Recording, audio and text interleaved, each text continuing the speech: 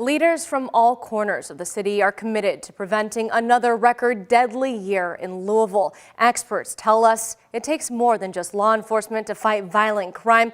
So how are groups taking action? Tonight, Gebregeges continues our team coverage in Save Our City. We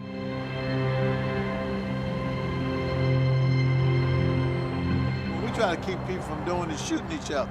We having a better luck at this point in time with the younger ones.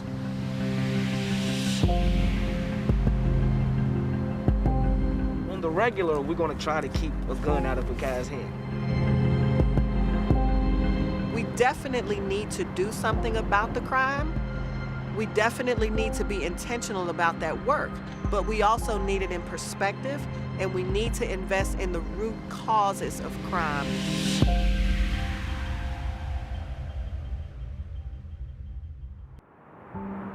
If we could get a hold of the kids early as possible, then we can kind of change some of the dynamics a little bit. Dr. Eddie Woods says it starts with model behavior. Parents call every day, can you help me with my son or my daughter? He's the CEO of the group No More Red Dots, his way of saying no more stolen lives in the city of Louisville. He and his team of volunteers take matters into their own hands to save their neighborhoods by mentoring young people. We try to get them into the right program. The different and group sessions and trips and different events and things that change how they think, change their whole sense of purpose. He's been doing the intervention work for decades, reaching out to more than 100 children and teenagers. The more that we got somebody in our corner, the easier it is for us to come up out of the situation. Some of Dr. Eddie's mentees are walking the path he's helped pave. He's 40 years old, so 30 years of his life, 25 years of his life, and 15 years of my life, he's just been consistent. Like, we help give back simply because we seen Doc do some of the same things we went through. Like Doc says, with or without a paycheck, with or without money, on the regular, we're gonna try to keep a gun out of a guy's hand. When police are called to shootings, Eddie and his volunteers get a notification and then deliberate about whether they should head over to the scene. No more than an hour or so, we know why a person was shot. Sometimes we might know who did it, and what we're looking at is how deep the retaliation piece might go. If it's somebody we can talk to slow down the retaliation. Some of the people that nobody's going to be able to reach, we are the ones that can reach them no matter how much programming they do. And we don't put Band-Aids over bullet wounds. We try to figure out the best way, the most effective ways to reach the people that we can. Deshaun, Rontel, and Levon say the wound is deeper than meets the eye. A lot of us face poverty, so it forced us to have to go do other things, which, you know, like we all got friends and family that's in the penitentiary doing 10, 20 years for life. When the city tears down all the community centers, the places where the kids supposed to have a safe haven, and leave them with nothing else to do, then you turn to the streets. Focus on the things that keep people in poverty. If you know that poverty and wealth predict educational outcomes, change the quality of life for these children. The Louisville Urban League's president and CEO, Sadiqa Reynolds, says her team has been working around the clock during the pandemic to help as many people as possible. We meet with clients by appointment.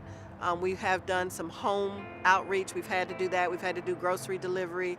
We've had to change our business model significantly in order to adjust. The Urban League's $52 million sports and learning complex will soon transform West Louisville, offering a space for mentorship, physical activities, and job opportunities. It's going to bring, and it is already bringing, economic development. But as experts say, basic security in all aspects of life is critical when trying to combat the violence. COVID-19 has made it especially hard in 2020. We want to be sure to connect those that have been underestimated in our community and underserved with financial resources so that they can build well. The Metro government has recently partnered with El Home, a nonprofit that provides residents in West and South Louisville affordable loans to promote small businesses and home ownership. In November, they launched a free financial navigators program. We will sit with you on the phone and we will listen to whatever it is that you have going on in your life without any judgment. There is no shame. I'm calling from El Home Financial Navigator Program. It's to help people navigate financial issues related to the pandemic. We give them suggestions and ideas. So if they're looking for rent assistance well, what about utilities, or are you okay with food? Just to let them know that some people have never asked for help, and it's okay because a lot of people need help at this time. Most people who turn to violence, they don't know what else to do. So having this financial navigator program is a way to let people know that there are resources. Mayor Greg Fisher recently introduced a new national strategy that Louisville will use to curb violent crime. It's called Gun Violence Intervention. There's over 25 years of success with this approach. David Kennedy helped develop it. He's a professor and director of the National Network for Safe Communities in New York. It's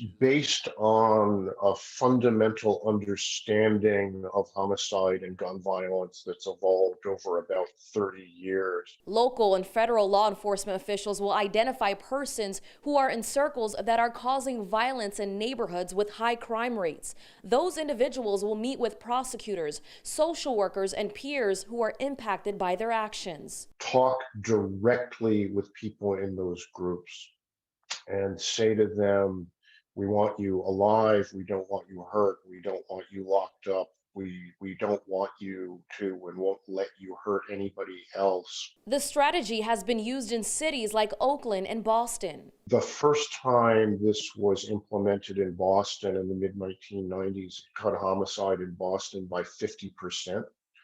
And homicide amongst those age 24 and under by 63%. Do you think this will work in Louisville? I do think it will work in the city, and one of the reasons is because it is a way of saying concretely the way we have been doing public safety has not been what it should be. It's a team effort, so it's up to us to save our city. To learn more about these resources and how you can do your part, head to WHES11.com. For now, reporting in Louisville, I'm Sanaika Brigadges.